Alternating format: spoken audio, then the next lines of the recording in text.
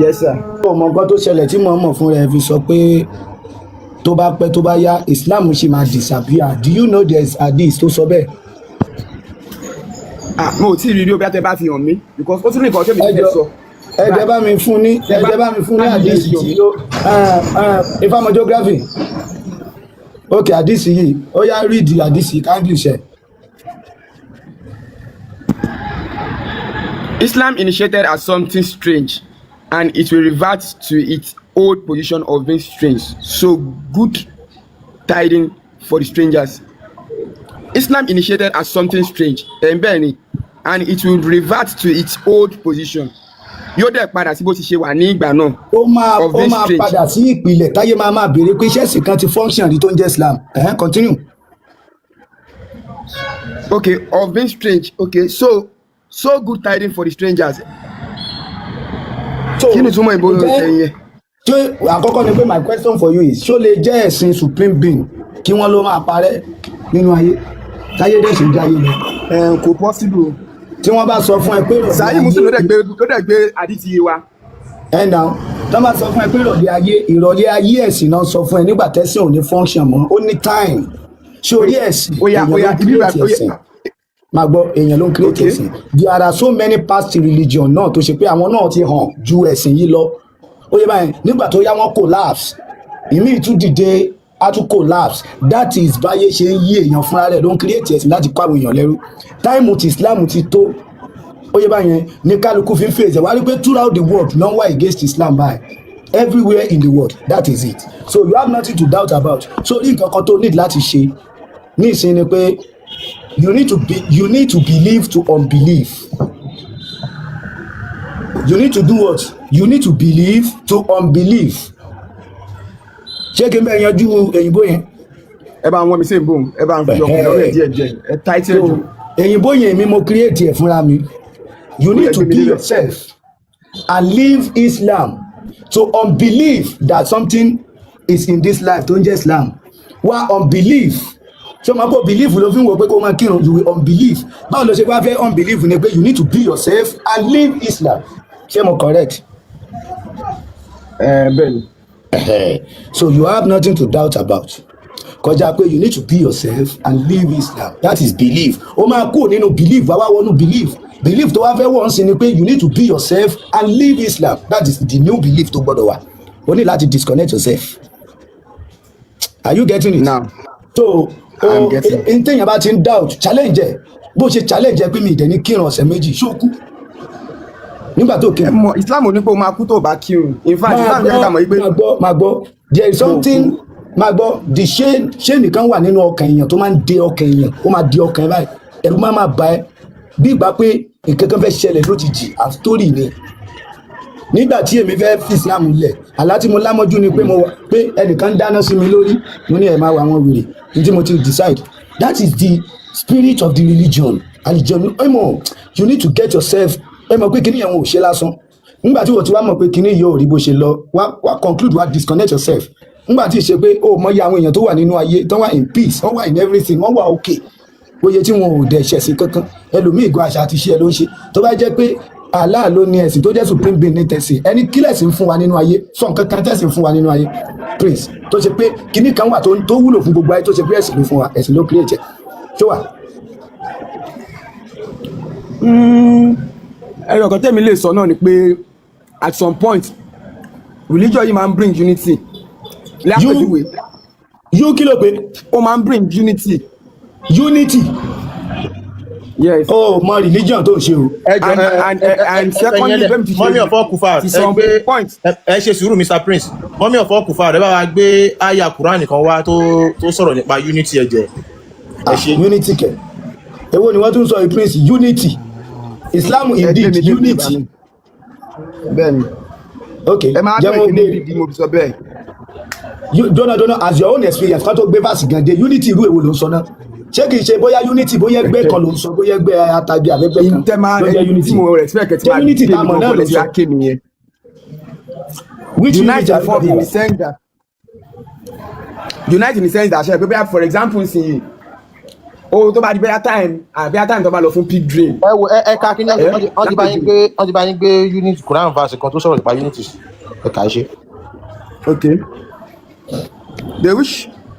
They wish you could disbelieve as they have disbelieved, so you may all be allies. So do not take them as allies unless they emigrate in the cause of Allah. But if they turn away, then seize them and kill them wherever you find them, and do not take any of them as allies. As ìmọ̀ pé tó máa para ẹ̀ ǹdẹ̀ sí náà yẹn. ó ti mẹ̀sìn yẹn. Ibo ni unity wà bẹ́ẹ̀. Wọ́n sọ pé mo ti ń ka tí mo ti ń Quran tí mo ti báyìí láti age of 8. So kí ni gbogbo wa ni unity wà fún ọgbà sọ̀rọ̀ unity. Unite ẹ fi ara balẹ̀ kẹ́ view perspective mi fi sọ. Oya já mọ̀ perspective. Mo ní ìgbà mi ó máa mú unity wá. Now in the sense that for example bóyá time of pilgrim. Thank you. Time bí alápẹ̀jù tá bá lọ fún pilgrim.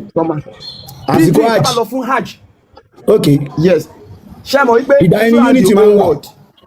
Ṣé ìgbà ẹni unity máa ń wọ̀ now? Let me die before you. Ẹni sùúrù now. I'm not here to debate with you. And if I'm even arguing, I argue constructively to learn on my own part.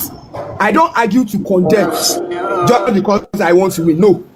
If I'm arguing, if I'm engaging myself in any conversation, that conversation must be constructive. Oh, yeah, fast about what you want to say. I mean, so ẹ jẹ́ kí n máa parí kó tó di pé ẹ máa savage mi. If truly you want to let me learn. So ẹ má rush mi. Ẹ pé mo rush yín. So àkọ́kọ́ nìyẹn. Secondly, unity in the sense that tó bá di time of Ramadan, mi ò rò pé ní gbogbo àgbáláyé mo rò pé rumors kankan wà to bring unity between the rich and the poor, between the whites and the blacks. In fact, moment Ramadan yìí ló máa jẹ́ ká mọ̀ pé look, to my own view, Islam and practice unity in diversity, like irrespective of the background you came from, your ethnic group. Tó bá di àkókò bàtà fẹ́ ṣínú yẹn lápèjúwe every joint kò síbi tó lè lọ tí lè ti lọ ṣínú at least. Ẹni sọ̀rọ̀ so unity náà ni èmi máa rí ní ẹ̀sìn. Ẹni sọ̀rọ̀ ẹ pause. Unity among who? Is it unity among all humanity or among the Muslims, even the humanity as a whole? My question, please. Is it unity among unity among the Muslims, and that was why I said irrespective of your gender, your race, your ethnic. What about non-Muslims? Even non-Muslim during that period, how many the amount of giving ni ó gbàwẹ̀ tó bá dìgbà ṣínú wọn ò lè sọ pé torí pé wò gbàwẹ̀ ò lè bá wa ṣínú tá a bá ṣínú lọ́wọ́ as mùsùlùmí wọn ò lè sọ pé torí pé wọ́n.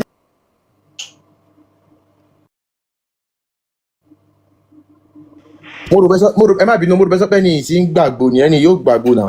Ó kúkú ń gbàgbó bóyá ń ṣe nìyẹn ó ṣe ń gbádùn a máa fi àfihàn ẹjọ tó bá ti dé padà ẹgbẹ́ mi sí bí stream kí n fi nǹkan. mo ti bẹ mummy of Kufa aya ti mú expect kí wọ́n gbé wálé ẹ̀kan ni so bá ti dé aya ìgbọ̀ngbọ̀n ní kópa Prince kó ka aya yìí because ẹni yóò mọ nǹkan tó ń pè unity gan.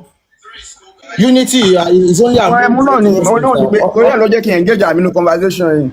Continue mummy of Kufa continue. To learn more. So as regards the issue of. Hello, Prince, can you read this verse? Ba Kavasi Fawuyo. You know, let's say find those who do not believe in Allah and the last day. Wọ́n ní kí a bá àwọn tí kò nígbàgbọ́ ní Olúwa nínú Allah àti ọjọ́ kẹyìn. Non comply with Allah and his messenger. Tí wọ́n sì gbàǹtí tí wọ́n tẹ̀lé yín tí Allah àti òjíṣẹ́ rẹ̀ sọ. Are forbidden, non-embrace. Gẹ́gẹ́ bí tí ó ti kọ̀ léwọ̀ àbí tí wọ́n gbà, and the religion of truth from among those who were given the scripture until they pay the tax willingly, submitting fully humbled. Okay? Mọ́tíkà. Okay lórí mbẹ̀. Ẹjọ́ gbé mi síbi screen. Ó make claim méjì. Claim àkọ́kọ́ ó ní during the Ramadan pé unity máa ń wà. During the Hajj ó ní unity máa ń wà. That is number one. So number two ó ní during Ramadan unity máa ń wà. So let's take Hajj ló kọ́kọ́ dárúkọ. Máa wo. During the Hajj báwo ni unity jẹ́ ká wo unity. ní àjì yẹn gangan náà láti wọ láwa unity lọ.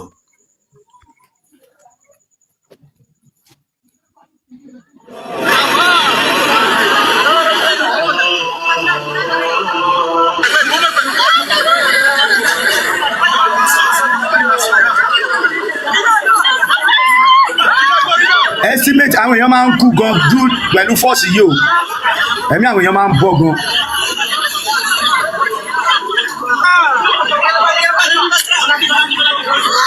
máa wo eléyìí nìyẹn wo unity mi.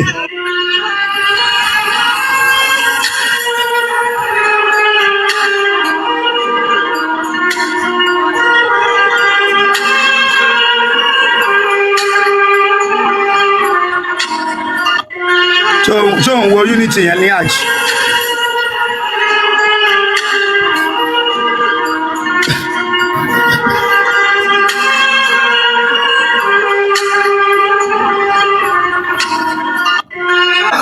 Very big unity. tí wọ́n ní unity. Sọ́dọ̀dún ló máa ń ṣẹlẹ̀. Kò justify pé kò sí unity o. Hold on. Sọ́dọ̀dún ló máa ń ṣẹlẹ̀. Everybody hold on sir. Let me land before you bury me now. We are all intellect. Gbogbo àwọn táwọn nígbà yìí. Ẹlẹ́ẹ̀kejì. Ìṣẹ́jú òfin intellectual láàrin wa. máa gbọ́ prince. Hold on. ẹlẹ́ẹ̀kejì onídúró. Hold on. ní sùúrù sẹ́ Wọ́n tó máa ń ṣe mí pẹ̀lú farabalẹ̀ náà. Tí next explain this one tó wọ́n kọ́ ṣe jẹ́ kó explain lè iná. Ọmọ olórogbo ẹ̀yin máa mute ni o, ẹ jẹ́ kí prince sọ̀rọ̀. Àkíní so ẹ máa mute ni, ṣé ti gbọ́? prince ó ní nínú Ramadan pé ìfẹ́ máa ń wà. all right mo ń gbọ́. pé fọ́nrán tẹ́ fi hàn mí níbí báyìí sí kò justify pé kò sí unity among the Muslims. Ìyí tí wọ́n ń ṣe is an exercise. They trying to carry out an exercise. Ṣé bí òkúta aṣáájú àjọyọ̀ ni wọ́n fẹ́ pẹ̀lú lá. And you could imagine the total number of people tó wá sí ìbáyìí. The same purpose náà ni pé kí wọ́n lá òkúta àbí kí wọ́n fọwọ́ kó òkúta yẹn. So in this kind of situation, lè expect everybody máa fẹ́ struggle now. anybody máa fẹ́ struggle láti ṣe kíni. Eléyìí is anything can happen in this sport. Wọ́n fẹ́ ṣe níbí báyìí. Ṣé bí wọ́n fẹ́ fọwọ́ kan òkúta aṣáájú àjọyọ̀ àbí kí wọ́n ń pè?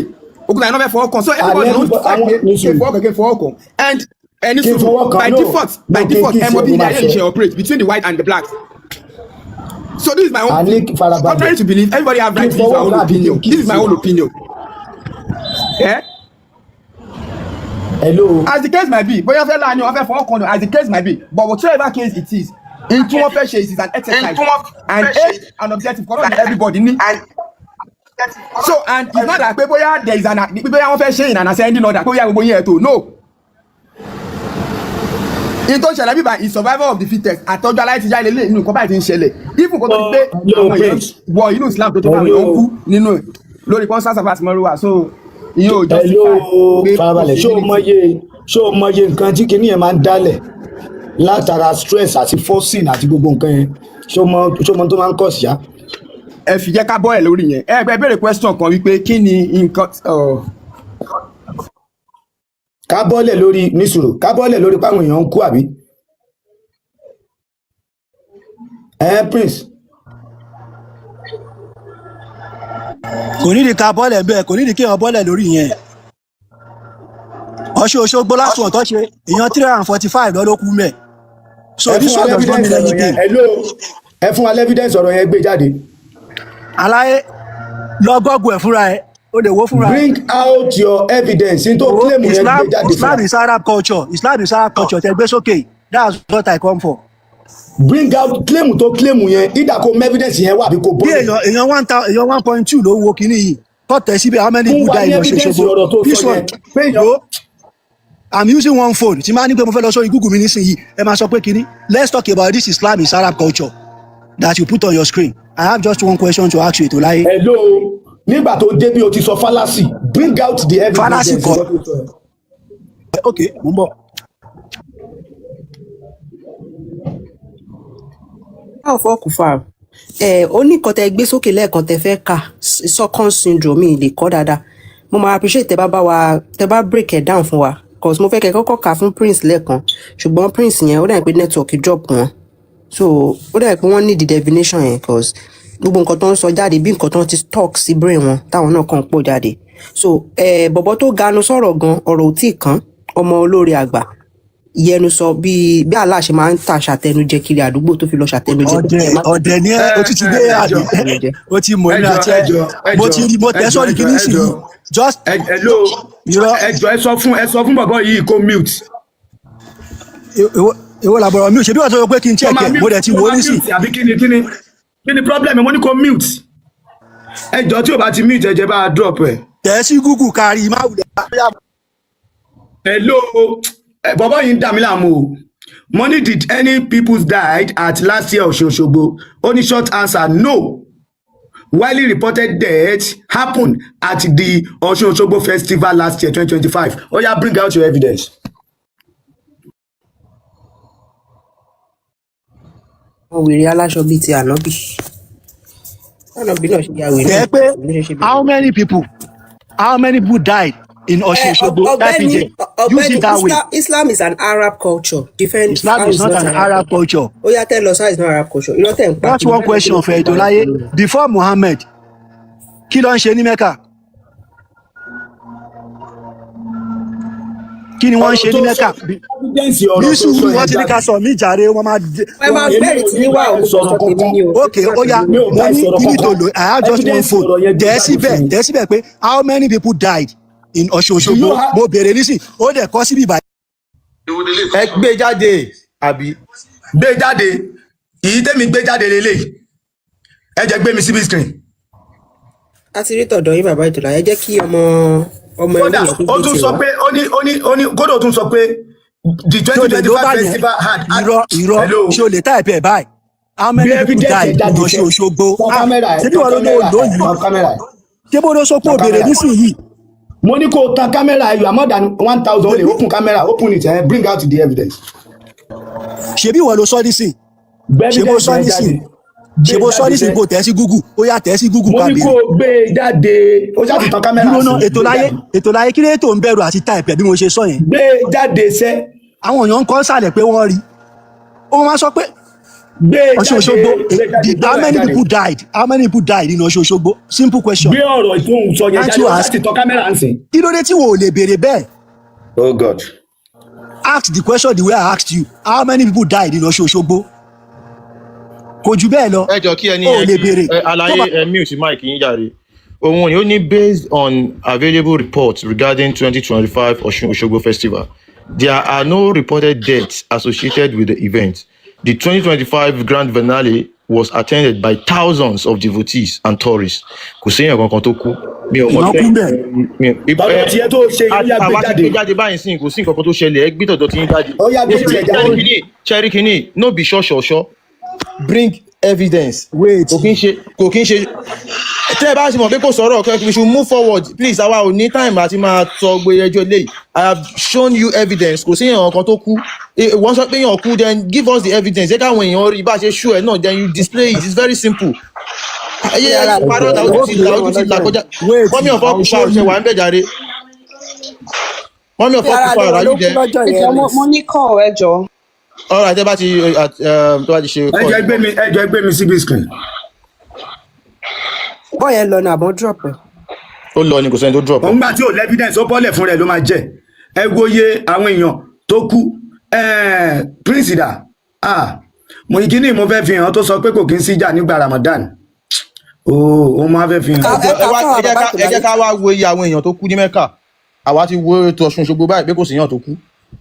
ok tí mọ́kà lélẹ̀ major recorded Hajj disasters death by year only 683 CE death only many unalive only 690 CE 20,000 to 30,000 èèyàn ló kú 1831 20,000 èèyàn 20,000 kó máa kú wọ́n ṣètùtù 1846 15,000 plus 1865 30,000 plus ẹ wo báwọn èèyàn ṣe ń kú 1990 1426 1994 270 wọ́n fi wọ́n ṣètùtù ní 1998 118 2001 35 2003 14 2004 251 2006 346, 2015 769, 2015 bóyá wá lọ ní every year ẹ ti rí ó ṣe rí àwọn bọ̀bọ̀ yìí I don't know mi mọ̀ bóyá ẹ̀ ní ọpọlọ ní. bá jẹ́ kí ẹni yẹn kó yóò sọ̀rọ̀ á ti ń gbọ́ yín.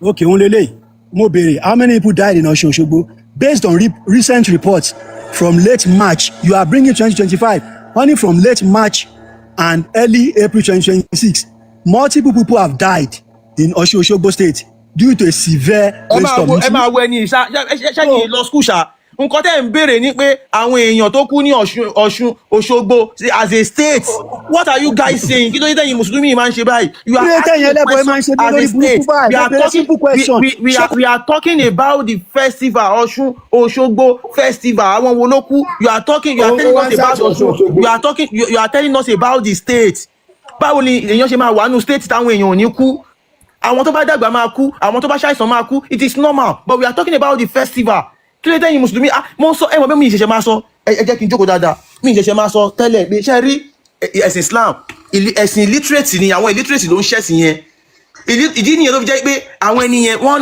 máa ń ka Fatiha 17 times wọ́n dẹ̀ mọ̀ tó mọ̀ ẹ̀. Majority of them are just practicing Islam without knowing anything alaye sọ ẹnu ẹ̀dákẹ́jàre gbẹ́nu ẹ̀dákẹ́ now àwọn kan practice Islam ni wọn ò mọ̀ nǹkan kan nípa ẹ̀sìn yẹn ẹlòmíì ò mọ̀ ẹni ìsìn kò mọ̀ Fatiha ó ti sá lọ kò mọ̀ Fatiha kò mọ̀ kùrìsíù bó ṣe wà yẹn à ń béèrè lọ́wọ́ ẹ pé aṣọ hajj fún ẹ a ò sọ pé àwọn tó kú ní Saudi Arabia àwa aṣọ hajj la ṣò fún ẹ so nǹkan tá a fẹ́ kó ṣò fún wa ni pé àwọn tó kú ní Ọ̀ṣun Òṣogbo festival ọdún yẹn ọdún Ọ̀ṣun Òṣogbo kò kí ń ṣe stéètì wa lọ ń gbé àwọn tó kú ní stéètì wa àwọn tó ṣe ẹni tẹ́ ń ṣe Ìsìlámù ọpọlọ yín lọ o because bá tẹ́ fi lè máa wo ṣoṣo tẹ́ lè máa tẹ̀lé Muhammadu tó jẹ́ ẹni tí ó lè kọ tí ó lè ka àwọn òpè àwọn òmùgọ̀ tí wọ́n kọ Kùránì fún yín ẹ̀dẹ̀ ń tẹ̀lé wọn ẹni tó sọ pé kẹ́ máa mu ìtọ̀ ràkúnmí ẹ̀ ń tẹ̀lé ẹni tó ní kẹ́ máa pààyàn fún Allah ẹ̀ ń tẹ̀lé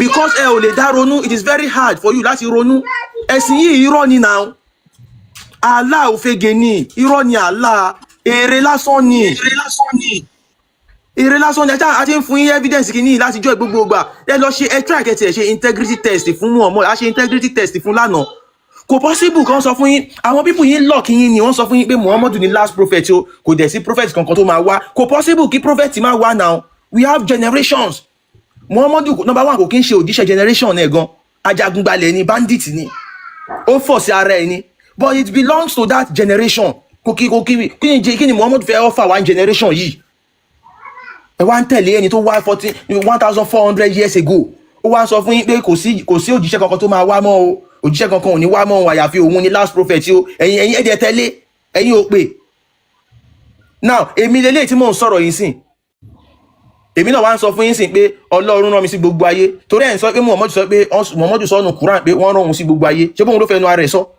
èmi náà fẹ́ nu ara mi sọ sìn pé Ọlọ́run rán mi sí gbogbo ayé palẹ́lẹ́ yìí tó wọlé yìí èmi náà fẹ́ nu ara mi sọ sìn pé Ọlọ́run rán mi sí gbogbo ayé Muhammadu sọ pé ok wọ́n rán òun sí gbogbo ayé irọ́ lásán dẹ̀ ní èdè Lárúbáwá ló sọ wọ́n rán èmi náà sí gbogbo ayé èdè Yorùbá dẹ̀ ni mò ń sọ báwo làwọn tí ò gbọ́ èdè Yorùbá yìí báwo náà ṣe fẹ́ ẹ ṣe mọ̀ àwọn tó ti mẹ́sẹ̀jì wá pé ms ẹjọ́ ẹ máa ṣe kinní ní English now káwọn tí wọn ò gbọ́ èdè Yorùbá kí wọ́n lè gbọ́ that is to tell you pé tán bá ṣe nǹkan kan ní èdè ìlú kan àwọn ọmọ ìlú yẹn ló ń bá wí wọn ò bá àwọn ọmọ ìlú mi wí Quran àwọn Arab ló ń bá wí kò kan any other person ẹ jẹ́ ká lo sense now a ti gbé jáde fún ẹ̀sìn kò séèyàn kankan tó kú ní Ọ̀ṣun Òṣogbo festival kò sí wọn kì í kú bọ̀ kò sọ́dún náà tó máa lọ sí hajj tán ní kú kò sí ọdún náà wọ́n gbọ́dọ̀ kú tó rán fi wọ́n ṣóògùn ni wọ́n fi wọ́n ṣẹ́ṣó ni wọ́n ń lò wọ́n ni ìdí nìyẹn tó fi jẹ́ pé ẹni tó bá ti kú síbẹ̀ wọn kì í release òkú wọn wọ́n mọ̀ nǹkan tó ń ṣe náà àwọn ibi tó bá fẹ́ yọ lára ẹ̀ wọ́n á yọ náà àwọn ẹlòmíì bàbá wọn ìyá wọn àti tó ti lọ sí Saudi báyìí ni wọ́n ti rí last ẹ̀yin mùsùlùmí ẹ ti máa ṣe làákàyè lẹ́kọ̀ọ̀kan náà ẹ lo sẹ́ǹsì náà ní 2026 kéèyàn sì máa tẹ̀lé Muhammadu.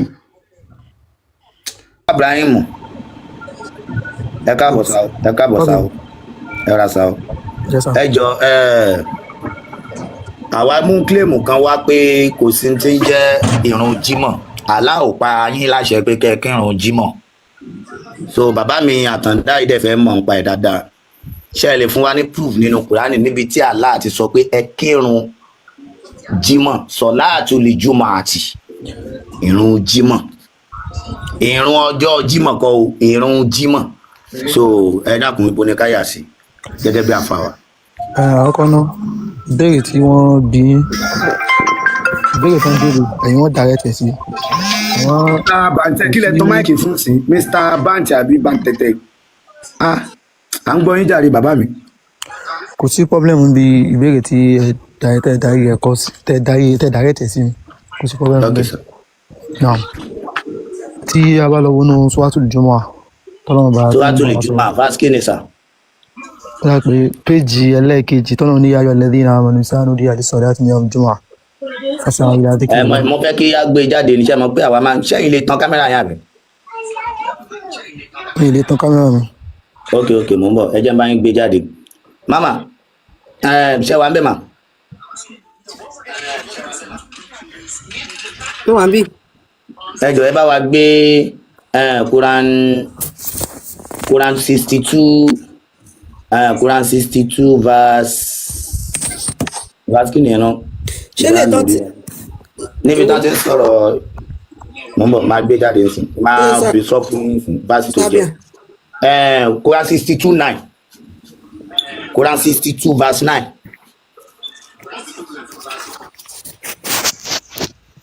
Àwọn àfáà máa ní interest lórí jùmọ̀ yẹn gan wọ́n máa wá sókè gan sìn ṣé èso wa àtàpọ̀ ẹ káàbọ̀ so bàbá wa Àtàndá ẹ̀yẹn ṣáà mute kẹ́ máa wọ kán tí náà kẹ́ máa wá skin record ẹ̀ fún ọ̀rẹ́ yẹn bàbá wa Sheikh Ibrahim ó yẹ kásá. Now Ọlọ́run ní ya ayyuhal ladhina amanu. Wá bí tẹ́lẹ̀. Allah lè máa lo Allah ló sọ̀rọ̀ bẹ́ẹ̀ ó yà ń gbọ́ yín sà. Allah ní ya ayyuhal ladhina amanu. A pé ẹ̀yin tí ẹ gbọ́ Ọlọ́run bá gbọ́ nítòótọ́. Wọ́n gbà láàgbọ́. A pé ẹ̀yin tí ẹ gbà láàgbọ́ nítòótọ́. Ẹ̀yin tí ẹ̀yin lè dà nǹkan mí papọ̀ mọ́ Allah.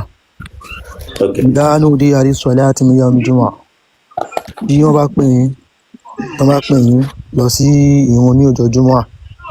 Tá bá pè yín tá bá pè yín ní ọjọ́ Jímọ̀.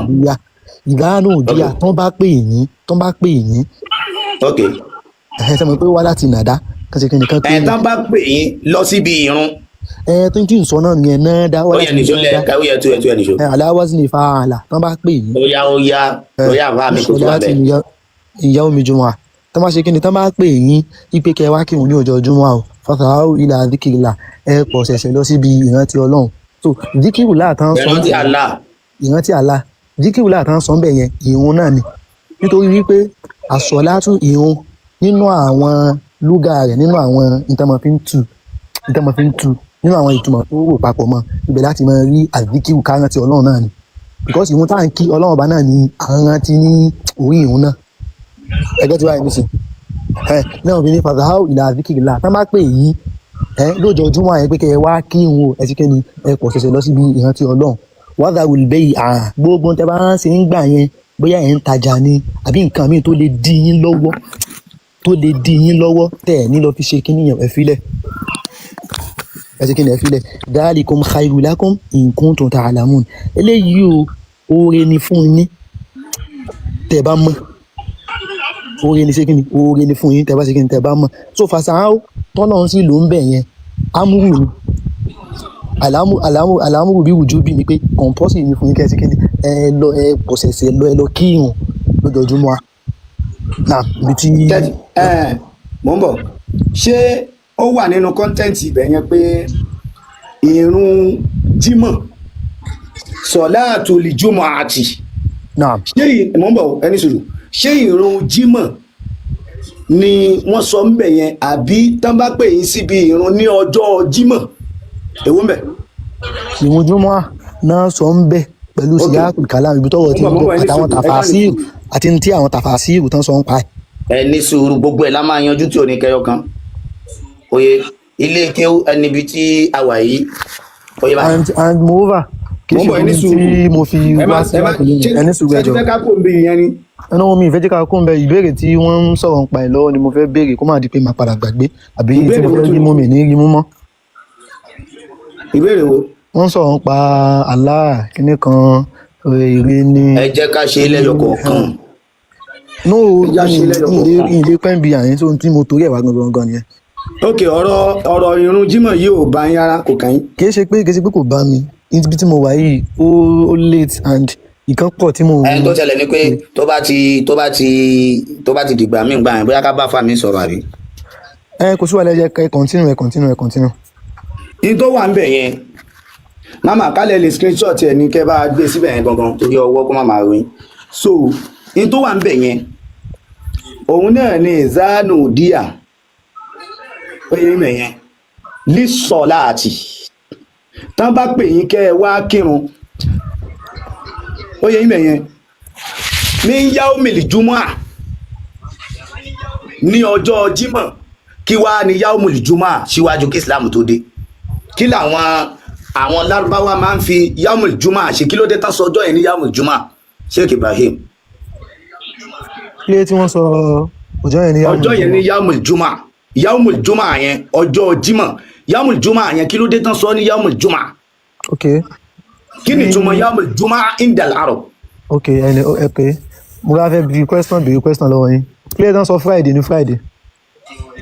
àwọn tí wọ́n sọ Friday wọ́n mọ ìdí tí wọ́n torí ẹ̀ sọ gẹ́gẹ́ bí kíní wọn ṣé Friday àti yaumul juma ṣé kan náà ni. Tí ì sọ mí ní ẹ máa gbọ́ ẹni sùúrù ok ẹ jẹ́ ká ṣe lẹ́yọ kọ̀ọ̀kan ìtumọ̀ ń tẹ̀ ń sọ gbogbo ẹ̀ ló máa wá sí of Friday ó máa gbé gbogbo ẹ̀ wá àdẹ́ béèrè kí ni ìtumọ̀ yaumul juma náà.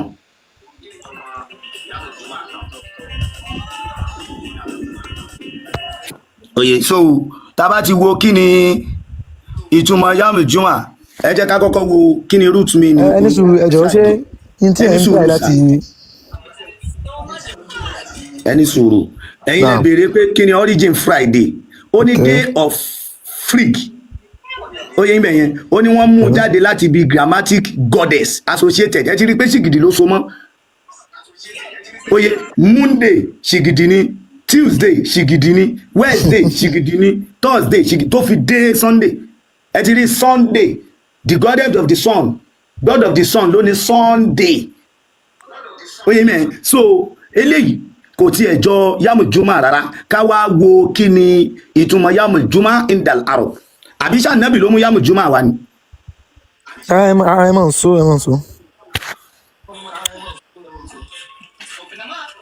sunny day. Meaning of yaumul juma before Islam. Oye, meaning of yaumul juma before Islam. So, ẹ máa wo ohun rẹ̀ linguistic meaning of the word ẹ ti rí jamaa. Jamaa náà ló ti wá kán kó nǹkan jọ. ẹni sùúrù mo wà pẹ̀lú yín àṣà lọ. ok. ó ní core meaning ni to gather to assemble okay. to bring together ó wá fẹ́ wò ó ní kíní gangan pre-Islamic Arabian kí làwọn lábáwá ń pe kíní yẹn gangan kí náà ń lò ó fún ìtumọ̀ ẹ̀ gangan líle kí wá náà ń lò ó fún kí náà ń gádà lé lérí ó yẹ ìmọ̀ yẹn ó ní Arab did not have a standard weekly religious system. Standardized weekly religious system ṣé kí máa kákẹ́ máa tu nàbẹ́ máa kákẹ́ máa tu. no ọ̀tọ̀ ni tó wà ń bẹ ọ̀tọ̀ ni tẹ̀ ká ló jẹ́ kí n. ó yẹ kó máa kà ń gbà yẹn. ẹ máa ń sọ síbí mo ń tẹ́ ẹ̀ka kọ́ ní tó wà ń bẹ̀ kọ́kọ́ lẹ̀ kà mú dẹ̀. òun náà mo ń sọ kàkà kí ìtẹ́ ẹ ṣe pé máa kó sí lẹ́nu bóyá kẹ́yìn kú máa kà á lè tètè yé wa kó má jẹ́ pé yóò kàn lọ́dún yóò tún dín nǹkan bí lọ. ok tafadol. Only they use days mainly for trade, tribal activities, market day. Ìyẹn di Juma now. Wọ́n fi yaumul juma wọ́n fi ń ṣe ọjọ́ ọjà tó jẹ́ ọjọ́ ìnájà wọn tó wà fixed. Kí ni fixed yẹn ni pé normal èèyàn lè ṣe ìnáwó kò lè wà fixed èèyàn lè ṣe kó mọ kò lè wà fixed but ọjọ́ ọjà tẹ́ bá wọnú ayé nínú ìlú tán bá mú ọjọ́ ọjà ó máa ń wà fixed ni pé bóyá ọjọ́ kẹrin but lọ́dọ̀ àwọn Arab ọjọ́ Friday ẹ̀ẹ̀kan once in a week làwọn ṣe tiwọn. Now níta wá nídìí sí ni pé ká wá lọ wo Kùránì yẹn gangan.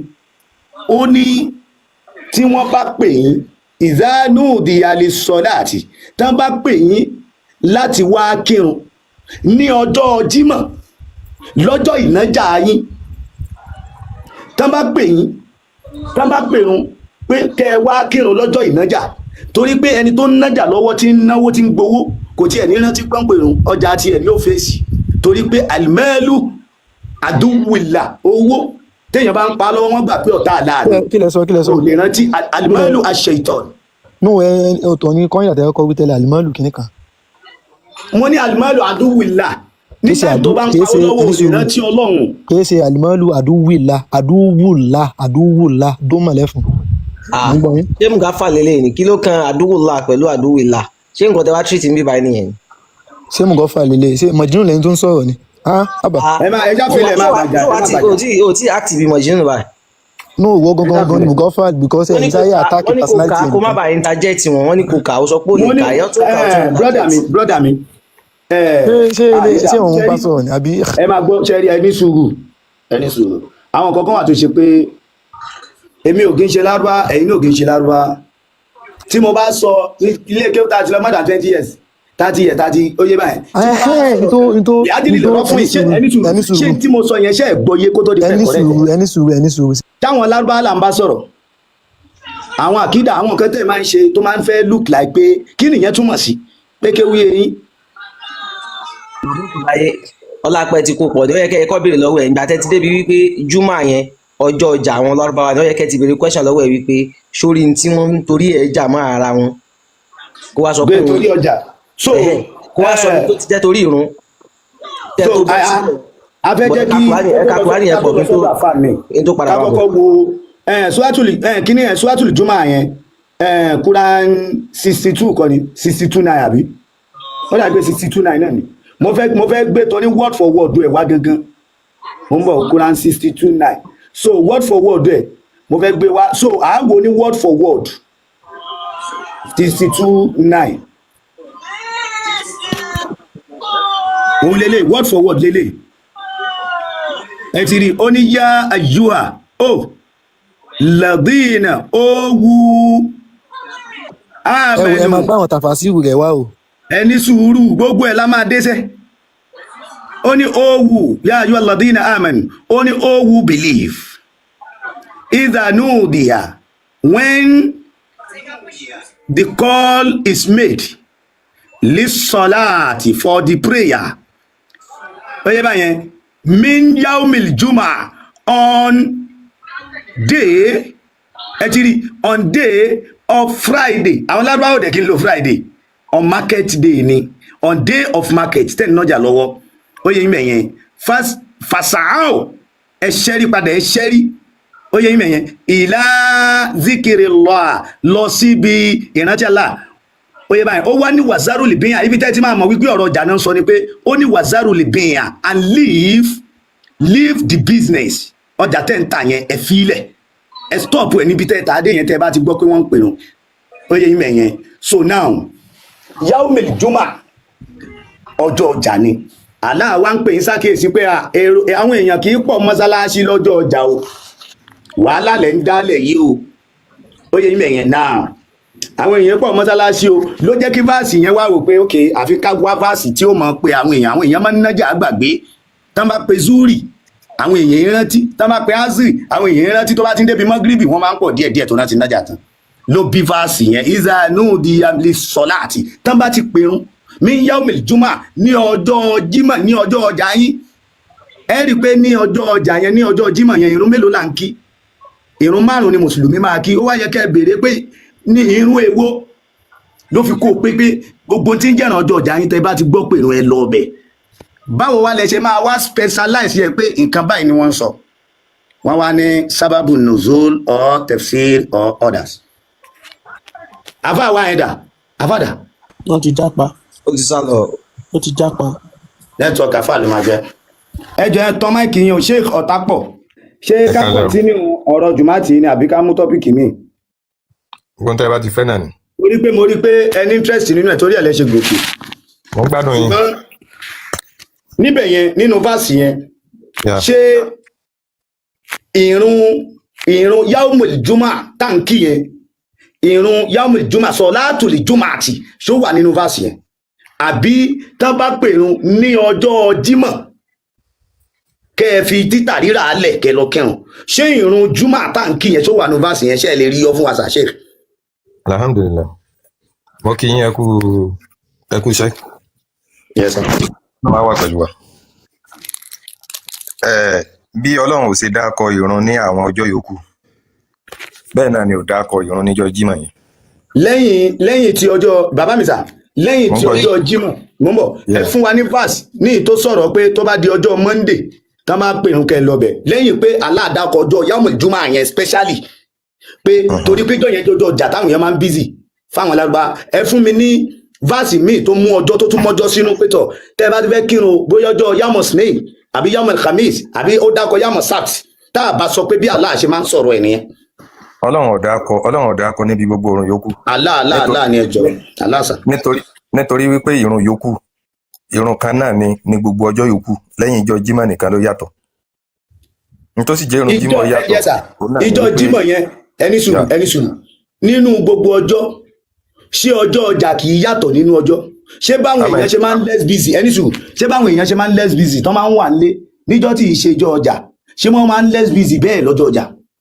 Rárá wọn kì í less busy bẹ́ẹ̀. èyí nìyẹn tó bá wá jẹ́ pé Allah fẹ́ mú ọjọ́ kan as a specific day tóun fẹ́ kí wọ́n máa pàdé tó máa jẹ́ irú ìrun Jímọ̀ yẹn ṣéjọ́ ọjà làlá máa fi tán nájà nígbà tírèdì wọn ọjọ́ kan tán mú. èyí tó bá wọ ẹni tó láyé ló lè fààyè rẹ̀ sí. ẹmọ táwa ṣe nísìn ìjọba wọ Ọlọ́run ló lè mú láti kó àwọn èèyàn jọ.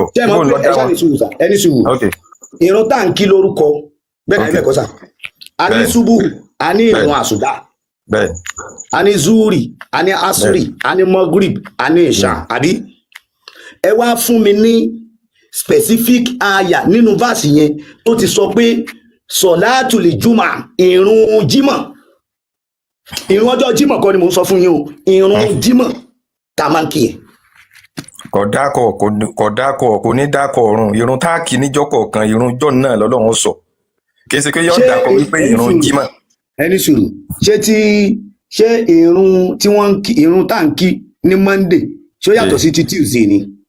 Rárá kò yàtọ̀ ìrun tíjọ́ Jímọ̀ nìkan náà ló yàtọ̀. mo ń bọ̀ ṣé ti Tuesday yàtọ̀ sí ti Wednesday. Rárá àbí ẹ̀rọ á ní sùúrù ìrun tá a wá ń kí tá à ń kí normal tá a wá rí i pé àwọn èèyàn kì í sábà wá mọ́ṣáláṣí pé òní ọlá àkójọjọ ọjà ni àwọn èèyàn wá sàlátù lónìí ọjọ́ ọjà ni kí ló dé táyé mọ́ṣáláṣí òkun lè ọ̀nà ọjà lọ́jọ́ ọjà ni táwọn náà bí wá wò pé kìíní yìí èèyàn àfẹ́ ti mọ́ṣáláṣí o òye tẹ́ẹ̀dẹ̀ mọ̀ wípé gbogbo tó bá ti jẹ́ aspect ànábì àbí aspect Islam ni Allah máa ń sọ̀rọ̀ lé lérí bẹ́ẹ̀ ni àyẹ̀wò ẹ̀kọ́. bẹ́ẹ̀ni. Good nígbà tí wọ́n wá rí i pé mọ́ṣáláṣí kì í kún ó ti bọ́ síjọ́ ọjà àwọn èèyàn máa ń nájà gbàgbé wọn a máa nájà gbàgbé kọjá ìrun látara pé kí ni wọ́n ti máa busy pẹ̀lú customer now ní tó wá ṣẹlẹ̀ ń bẹ̀ ni pé bí fásì yìí bá wá jáde pé yá ayúwa ladina amẹnu mo pè ń tẹ́ believe nínú Allah ìdánù dìyà tán bá ti pèpè tán tẹ́ ẹ bá ti gbọ́ ìpèpè lè sọ̀láàtì tó jẹ́ ìpèpè irun ó yẹ mẹ́yìn mí yaumil jumu'a ní ọjọ́ ìnájà yín lọ́jọ́ àkójọpọ̀ ẹni sùúrù sà ẹni sùúrù lọ́jọ́ àkójọpọ̀ ẹjọ́ sà mú bọ̀ ọjọ́ àkójọpọ̀ ṣé ẹ sí bí ṣe ètò láyé sọ́rí ètò láyé ẹni sùúrù ẹ jẹ́ kí n correct yín lórí nǹkan kan ọjọ́ ìnájà kọ́ lọ́lọ́run pé o àwa èèyàn tá à ń bẹ láyé àwa la sọ ọjọ́ ìnájà. ṣé aláàmọ́jọ́ tiẹ̀ wá lọ́tọ̀ ni. ọjọ́ àkójọpọ̀ Ọlọ́run ló dá ọjọ́ kìí ṣe lórí kíni mò ń bọ̀ bàbá family geography. àwa èèyàn là ń fọjọ́ wá sí tó bá wù wá Ọlọ́run ló lọ́jọ́ rẹ̀. ẹni sùúrù àkójọpọ̀ lórí kíni ẹni sùúrù àkójọpọ̀ kíni. ọjọ́ tí gbogbo èèyàn ó kójọ papọ̀. gbogbo èèyàn wo. láti wá kírun ní mọ́sálásí. no ṣé intent sọ fún wa ni pé.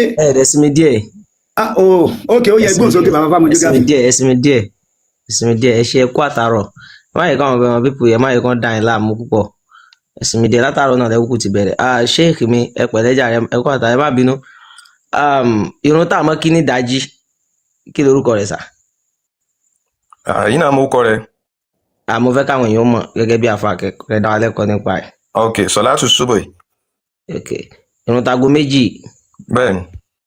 Irun ti aago méjì tá a mọ́ kí láàrin aago kan sí aago méjì. Bẹ́ẹ̀ni. Zohr. Tago mẹ́rin asri. Tago méje maghrib. Tago mẹ́jọ ìṣà. Bẹ́ẹ̀ni. Irun tọjọ́ jímọ̀ yẹn kí lorúkọ ẹ̀. Sọ̀látù lè jùmọ̀. Ẹ ṣe sọ̀látù jùmọ̀. Ẹ ní sùúrù. Ẹ bá mi bí wọ́n léèrè, ẹ bí wọ́n, ẹ máa gbọ́. Irun àsùbà tá a wá kí níjọ́ jímọ̀ ṣé kìí ṣe irun ọjọ́ jímọ̀? Rárá. Bàbá ẹni irun àsùbà tá a kí lọ́jọ́ jímọ̀. Ifáfẹ́ bí abẹ́ kọ̀tínú láti rẹ̀. Sẹ́ẹ̀mà túmọ̀ tí ń jẹ́ ṣubú. Bàbá ẹ má bínú sheikh ẹ má gbọ́. No, ẹ̀rọ ẹ jẹ́ kí wọ́n dá ẹja àwọn tán bí mi lè lọ́kọ̀. Èmi ti bí yín tẹ́lẹ̀ wípé irun táwọn kíláàsì bá kí lórúkọ ẹ̀. Èmi mi kọ́ làwọn béèrè yẹn. Sáwọn àmọ̀ túmọ̀ tí ń jẹ́ ṣubú. Èmi ti bí yín tẹ́lẹ̀ pé irun àsùbà kí lórúkọ ẹ̀. Sáwọn túmọ̀ tí ń jẹ́ bẹ́ẹ̀. Ṣé rí ẹni tí ò bá ti rẹ́dì láti gbọ́. Ẹ̀yin ni kẹ́ gbọ́ tí mò ń sọ tí mò ń béèrè ní kẹ́ dáhùn. Èmi ti bí yín lè rí question kan tẹ́lẹ̀. Mo ti dá yín lò. Ẹ ti gbàgbé ẹ máa gbọ́ mo sọ pé irun tá à ń kí lásùbà láàárọ̀ mo ní kí lórúkọ ẹ̀. Sọ̀látù ṣubú yẹn èmi bèrè ní Yorùbá tó yẹ kẹ́ fi Yorùbá dá mi lóhùn. Irun tá a máa kí nígbà tílẹ̀ bá mọ́. Ẹ ṣe èmi fẹ́ bèrè lọ́wọ́ yín ṣe wípé ọjọ́ Jímọ̀ a ní yamul had yamul isnan yamul salasa yamul arba'a yamul kamis yamul juma yamul sabt. Àwọn ọjọ́ yìí ṣé Islam ló mú wá ṣé Muhammadu ló mú wá àbí ó ti ń exist before Islam? Islam ló mú wá. Ok ibo láti lè rí Islam sáà ẹ fi wọn lẹ ẹyẹ ń wọra wọn lẹ ẹ mọ ti mọ àfàwà ibo láti lè rí pé Islam ló mú wá ibo lẹ ti kà á tẹ fi mọ̀ pé Islam ló mú wá torí mi máa gbé jáde pé kò ń ṣe Islam ló mú wá pé ó ti wà ní àwọn Lárúbáwá wọn ti ń lo àwọn ọjọ́ yìí tẹ́lẹ̀ kí Muhammadu tó dé mi máa mẹfẹ ẹsẹ wọn àmọ́ sísè sọ pé ẹni sùúrù ẹ jẹ́ káwọn èèyàn gbọ́ wọn ẹ kọ́kọ́ ní sùúrù náà àná Muhammad gangan òun kọ́kọ́ bẹ̀rẹ̀ Islam. Ok. Ànábì Ibrahim lọ́lọ́run sọ fún wa wípé òun gangan òun ni uwa sammakumul muslimina min qabli wa fi asa. Ok. So òun lọ sọ òun lọ. Ṣé Lárúbáwá ni Ànábì Ibrahim ni? Ànábì Ibrahim kì í ṣe Lárúbáwá sì ni. Ṣé ọmọlúwo ni yín sà ṣé Yorùbá ní àbí Ìgbò? Níta ẹ̀ bá mọ̀ ní kẹ́ ẹ béèrè. Níta mi bá mọ̀ tí ọba yé yín òun ní kẹ́ ẹ béèrè. Ẹ ní láti wà street pẹ̀lẹ́ ni yìí ó fẹ́ fọpọlọ dà yín láàmú very simple. Tí ẹ̀ bá mọ̀ òun ní kẹ́ ẹ béèrè. Sheikh Ànábì Ibrahim ṣé Lárúbáwá ni àbí kì í ṣe Lárúbáwá? Ìran Bani Israel ni Ànábì Ibrahim. Bani Israel. Ṣùgbọ́n òun ni Jaddul Akbar lẹ́la àárọ̀ wà Jaddul Akbar ṣé mo jádù baba ńlá baba. Ẹni tí ò kì í ṣe ìran wọn lè jẹ́ baba ńlá baba wọn. Ṣé lè pe Osama bin Laden ní baba ńlá baba yín? Ó lè jẹ́ ẹnìkan ní ó pilẹ̀ ìran kan. So òun ló pilẹ̀ ìran Lárúbáwá. Ẹnìkan ló máa ń pilẹ̀ ìran kan. Ẹ jẹ́ ká máa ṣe lẹ́yọ kọ̀ọ̀kan ṣe kò get. No, this is the question. Ànábì Ibrahim ẹ má ti gbé wa ẹ má jẹ́ kọ́pì ẹ̀ ká àbábẹ́ ètò láyé ẹ̀jẹ̀ wọ́ra wọn lẹ̀ ẹ má ti gbé wa. Sheikh mi Ànábì Ibrahim ṣé ìran Lárúbáwá ni? Ìyẹn 1200 ló wọ̀nyí. Ìran Lárúbáwá ìran Bani Israel ni. Ok ṣé ìran Bani Israel àti ìran Lárúbáwá ṣọ̀tàn ni? Bẹ́ẹ̀ni. Níbo náà ti tàn? Ibì kan náà ni wọ́n ti wá. Ok ibo àti ibo? Ànábì Ibrahim òun ló bí ànábì wa Ismail òun ló bí ànábì wa Isahak. Ok. Ànábì Ibrahim ànábì Ismail òun ni Jaddul Akbar lil Arab. Ṣé ìran Lárúbáwá ni Ismail? Bẹ́ẹ̀ni. Ok níbo la máa ti ok gẹ́gẹ́ bí ìran Lárúbáwá tí Ismaila jẹ́ ìran wo ni ìran ẹ̀ ní ilẹ̀ Mẹ́kà? Ilẹ̀ Lárúbáwá tá a máa trace ẹ̀ sínsìn. Àríran Muhammadu ẹ má dàní láàmú àríran Muhammadu ìran Kùrẹ́ṣì ni ẹ ti gẹ̀ẹ́sì. So ìran wo ni ìran ànábì Ismail? Àti ìran díran ànábì Ismail náà ni ànábì Muhammad sallallahu alayhi wa sallam. Ok n tẹ́ sọ ni pé ìran Kùrẹ́ṣì ni ìran ànábì Ismail náà àbí? Bẹ́ẹ̀ni àti ìran díran bí tó ti wá náà nù. Ẹ ní sùúrù ẹ má dàní láàmú. So ìran Kùrẹ́ṣì ni ànábì Ibrahim náà. Bẹ́ẹ̀ni. Ok báwo ni ṣé Ibrahim titinú Kùránì yẹn òun náà ni ó wà nínú Bíbélì tó ń pè ní Abraham? Bẹ́ẹ̀ni kò yàtọ̀. Ok ṣé inú àwọn bíbélì yẹn ṣé ìran kùrẹ́ṣì náà ni wọ́n pè ń bẹ̀. ẹ̀yin mọ nígbà tẹ́mi ọ̀ka bíbélì.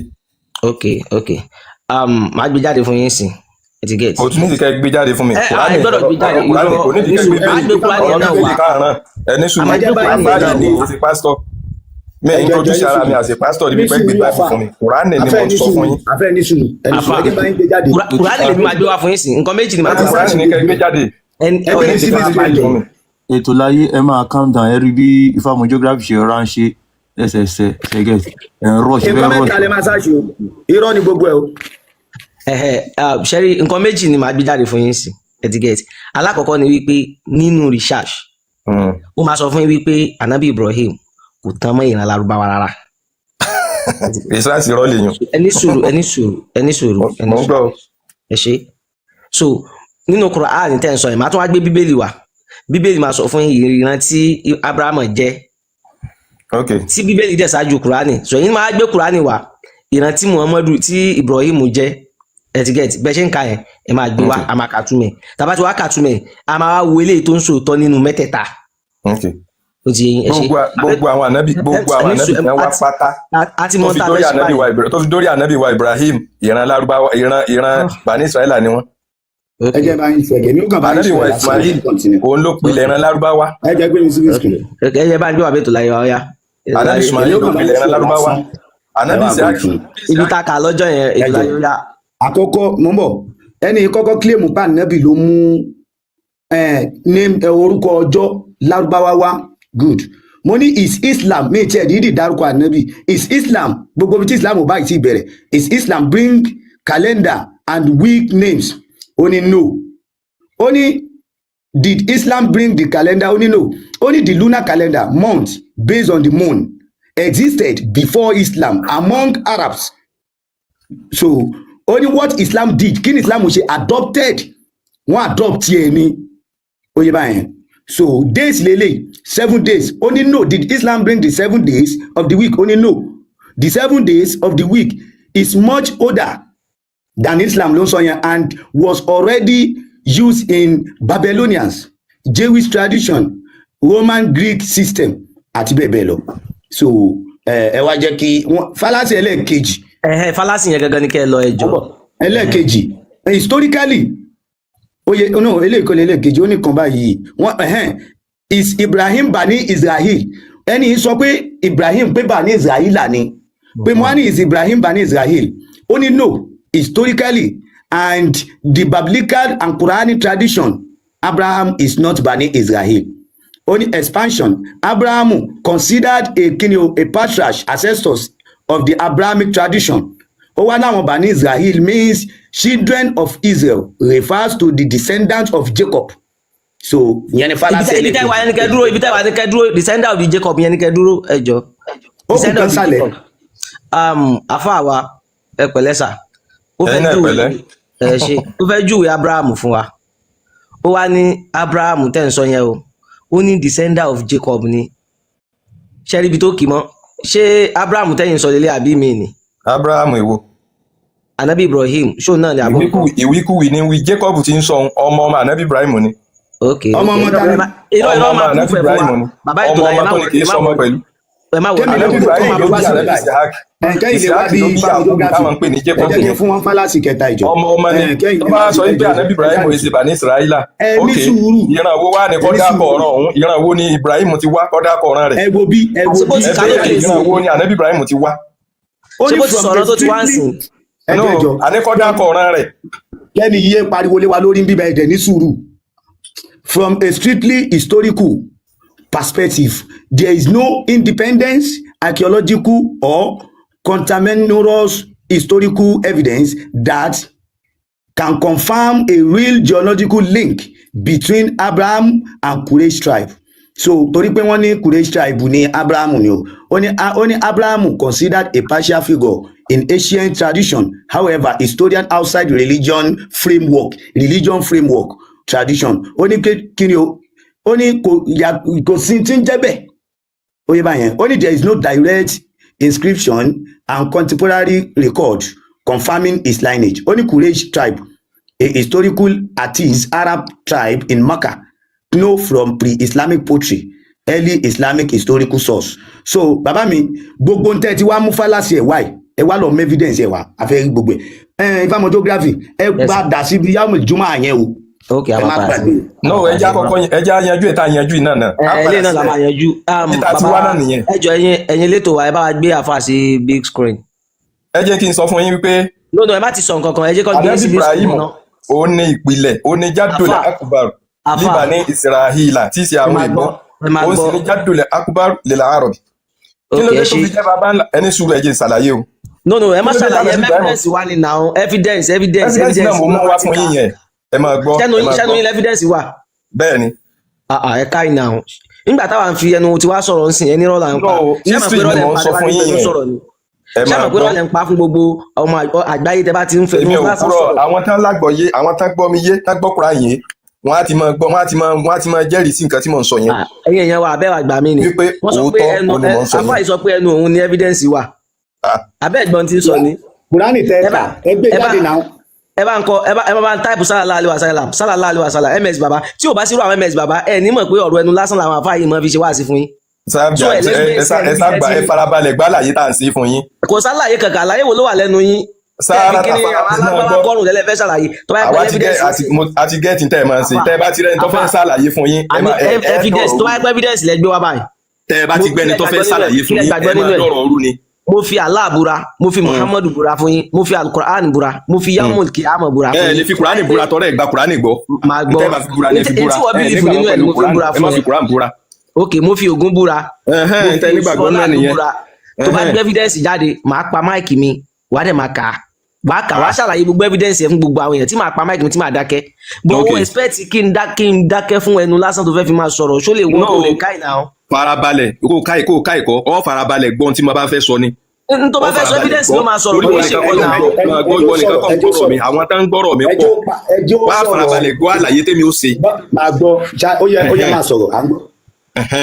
Anabi Ibrahim òun lọ fẹ́ Sárátà ìyàwó rẹ̀ yẹn Sárátà yẹn Bani Israẹla ni ìran òyìnbó ló ti wá òun ló dẹ̀ fẹ́ Hajaru yẹn ìran Lárúbáwá ni so Sárátà dẹ̀ wọ́mọ kọ̀ọ̀rọ̀ mọ́ so evidence eléyìí ó wà nínú Suratu Sofat so ó dẹ̀ wọ́mọ kọ̀ọ̀rọ̀ mọ́ bí ìgbà tó wọ́mọ tí ọ̀rọ̀ mọ́ bí ọmọ ọ̀dọ̀ rẹ̀ ní Hajaru ló wá sọ fún wípé ọjọ́ àwọn tí ń gbó kọfẹ́ Hajaru tó fẹ́ yẹn ò nìran Lárúbáwá ọmọ àkọ́kọ́ tí ọkọ̀ọ̀kọ́ bí ò ní Ismail so Ismail tó bí tó jáde látara Hajaru yẹn oyin ẹ̀ rí ètè oyin ẹ̀ rí ti bàbá fún wa lẹ́rìí bí tẹ̀ sí ń kà á eye ń parọ́ fún wa mọ́ eye sọ̀tún. àwọn parọ́ fún ọ ìwọ ni ọ farabalẹ̀ tó bá ti gbọ́ tí mo wí ẹ fún wa lẹ́rìí kọ́ tẹ̀ sọ fún wa mo ti júwe ibi tó wà fún yín lọ sínú Sofat no àwọn tá a wá bí òkè tó kù àwọn èèyàn ò daft bíi titi bọ̀bọ̀ yìí o ẹ ti get. so ẹ máa gbọ́ kó má dàbí pé àjẹkù sọ̀rọ̀ ni ó yá ọ̀rọ̀ tó sọ yẹn ó yá mẹ́ evidence ẹ̀ jáde. lọ sínú Suratu Sofat ayàwó nínú Al-Qur'an Suratu Sofat lọ wò nínú Al-Qur'an. ayàwó ṣé àyà kan ló wà ní Suratu Sofat ni ṣé kí n máa ka gbé Suratu Sofat láti mo sọ pé mi ní kámẹ́rà yìí. sáfara rẹ balẹ̀ ẹni yìí mama ẹ jẹ́ gbé mi síbi screen ẹni yìí sọ̀rọ̀ Sárátà pé òun ni ìyá àwọn Bani Israel. So only from a strictly historical perspective, there is no independent archaeological and only contemporary historical evidence that can verify a genealogical group called Bani Israel as described in religion texts. Irọ́ ni gbogbo ìwé tẹ̀ ń kà yìí inú ìwé wo lẹ ti ń ké tẹ̀ ń kà yìí ìwé èwo ni ìwé kílẹ̀ lè tẹ̀ ń kà yìí sátìsì lè tẹ̀ ń kà yìí ní àbí Kùránì. Specific modern individual or group directly and continues back to them. Ó ti rí báyẹn ó tún gbé wá pé Bani Israel descendant wọn oyè òun ni Jacob. ẹ ṣe Jacob yẹn náà lèmi fẹ́ kẹ́ dúró lé lórí ibi Jacob yẹn lèmi fẹ́ kẹ́ dúró lé lórí bọ́lá pé ẹ mọ̀ pé evidence máa ń pọ̀ lọ́dọ̀ yín nàwọ̀tá but aláyé mi ẹ bá mi gbé ibi tí ẹ ti ń tẹ́ béèrè yẹn tó fi gbé kinní yìí jáde fún yẹn bá mi gbé síbẹ̀ ká sọ fún religion frame ni ká sọ fún bọ̀bọ̀ yìí kó náà tẹ̀ sórí fóònù ẹ̀ the same thing tó gbá lórí fóònù wá bíbá ló wá gbá lórí fóònù ẹ̀ n tó ń pè evidence nìyẹn tí wọn náà bá wá ní tó ń ká yẹn tó evidence ẹ̀ lọ́wọ́ tẹ̀ jáde lórí fóònù ẹ̀ gbé jáde lórí Kùránì àwa náà ní Kùránì bí a máa gbé jáde ńbẹ̀ ó simple kó dẹ̀ wá sí bíbá kó dẹ̀ wá rí adúrú àwa tá a máa ń bí. ìtàn tẹ ká fún wa ń sìn yẹn ẹ ṣí kámẹ́rà yín kẹ kẹjẹ káwa wo bí tẹ̀tí ń kà. display lójú kámẹ́rà ẹ kó wá sọ fún no àwọn mo ti sọ fún yín ẹ lọ wo inú Suratu Sofat. tó wáyé pé ọmọ mi ní ẹ báyìí kò ṣe sọ yìí tàwa ń béèrè evidence ẹyọ kan lọ́wọ́ ẹ látara tó dáa. ọmọ ta ni tí n bá jẹ́ bàbá rẹ lèmi èmi sọ ọmọ rẹ. màá kàn fa ọwọ́ ẹ̀ ọ̀tún ẹ̀ sókè báyìí màá dẹ̀ la ẹ ní ìdí. bàbá rẹ lèmi èmi sọ ọmọ rẹ. bàbá rẹ ni mo jẹ́ fún ọ. bàbá rẹ lèmi I'm not your child. ẹ má jẹ́ kí ẹjọ́ ẹ má jẹ́ kí ẹ jẹ́ ká padà sí yàwó ìjọba ìbàdàn. wọ́n sọ̀rọ̀ àbùkù sí mi bàbá rẹ lèmi ṣe. tí ẹrú ìbá sá lọ wàhálà ni o. kò lè sálọ. níbo ni mo fẹ́ sá lọ fún ẹ mélòó gbogbo ara yín tí màá sá fún yín. Sheikh Ọ̀tàpọ̀ Ọ̀yọ́ ẹ má bínú. Sheikh Ọ̀tàpọ̀ kì í sọ Ọ̀tàpọ̀ Sheikh Ọ̀tàpọ̀ Ọ̀yọ́. ok Sheikh Ọ̀tàpọ̀ Ọ̀yọ́ bẹ́ẹ̀ni ẹ má bínú dad mi ẹ jẹ́ ká ṣe báyìí ká padà síbi yaumul juma yẹn evidence wa ti jẹ́ ká mọ̀ sí wípé yaumul juma yẹn ó ti ń exist kí Muhammadu tó mú Islam wá kó tó dé. bẹ́ẹ̀ni èso ti yẹn báyẹn sódẹ̀ sọ fún wa wípé kò kí ń ṣe orúkọ Islam so islamically kọ́ ni wọ́n fi name àwọn orúkọ yẹn. kí wọ́n ní orúkọ wo àwọn wo ni wọ́n sọ lóko tí o bá ti ṣe islamically àwọn wo ni wọ́n sọ lóko tí wọ́n sọ níjọ́ Jímọ̀. ṣẹ́rí tẹ́ bá ti ń pariwo sọ̀rọ̀ anga yìí ó máa grow ẹ máa ní láti máa sọ. wọ́n sọ yẹn fún mi pariwo sọ̀rọ̀ ìwọ ni kò farabalẹ̀ gbọ́n tí mò ń sọ. ó dà ẹ má bínú but ẹ máa rí nsìn nígbà tí bàbá ètò láyé ka tí wọ́n sọ bí orúkọ yẹn ti ń bọ̀ ẹ ti gẹ̀ bàbá ètò láyé. nínú ìwé wo ni wọ́n ti ń kà inú ìwé wo ni wọ́n ti ń kà. research ni ẹ̀yin náà lè tẹ̀sọ́. research wo ìgbò ni research yẹn dé. ṣe ní Google. ìgbà wo ni research yẹn dé.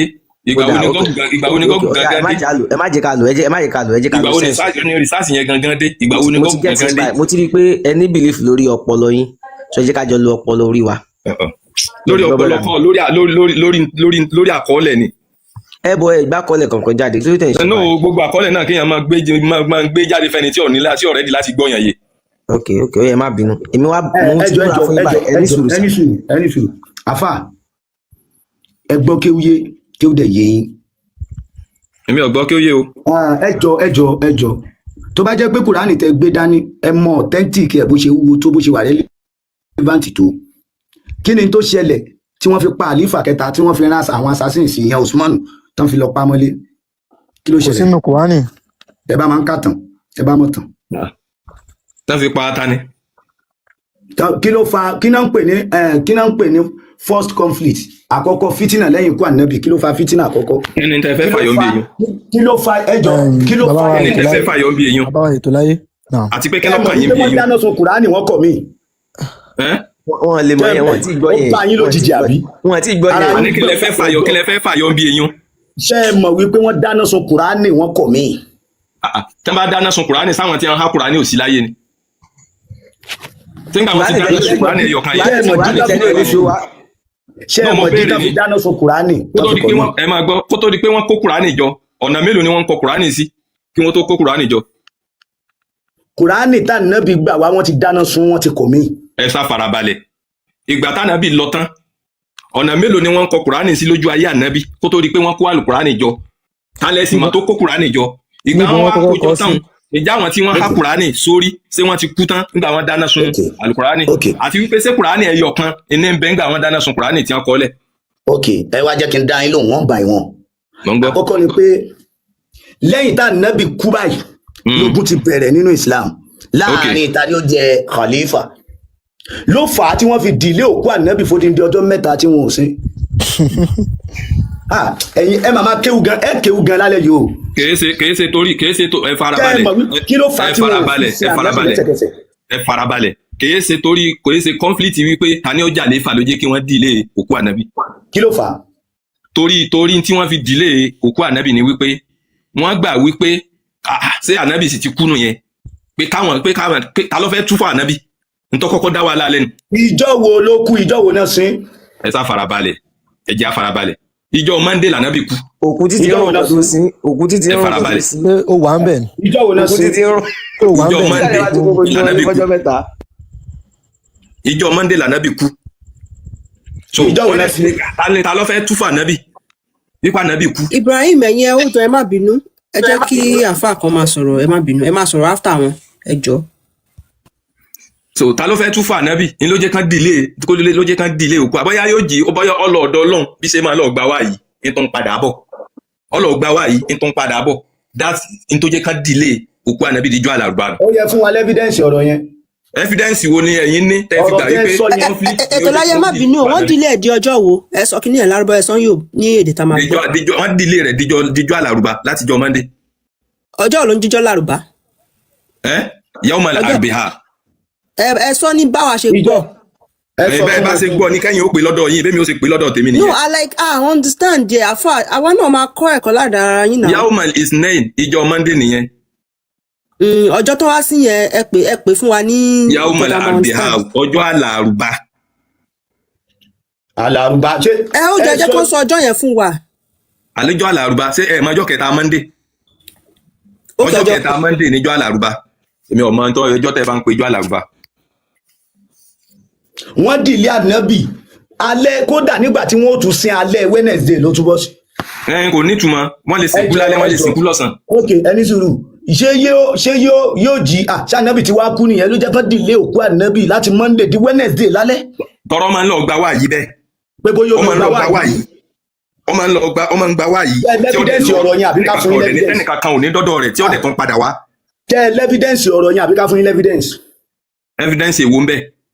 pé n tó ṣẹlẹ̀ tí wọ́n fi dìlé ikú ànábì. no ìtàn lélẹ̀ ìtàn ni kálukú ọmọ sọtọ̀dọ̀ rẹ̀ ni ìtàn yìí tí wọ́n gbé wá táwa mọ̀ ò nìyẹn. ìtàn yìí tẹ̀yìn bá gbọ́ inú tí àtẹ bá ti gbọ́ àti inú àdìsí tí wọ́n bá ti sọ wípé àlífà ni wọ́n ń jà á sí ni òjé wọn yà sóko ànábì tó fi dijọ́ kẹta. òun dà èyí tẹ̀yìn rí òun dà. èwo lẹ́yìn rí èyí tẹ̀yìn rí dà tẹ́lifíṣẹ́ àti pé kí ni tẹ́ fẹ́ fàyọ̀ ń bi eléyìí. èyí tí mo fẹ́ fàyọ̀ ó máa ṣọ́ọ̀kì ni torí pé. mo ti gbọ́ ẹ gbé mi síbi screen ẹ jọ̀ọ́ ẹ gbé mi síbi screen.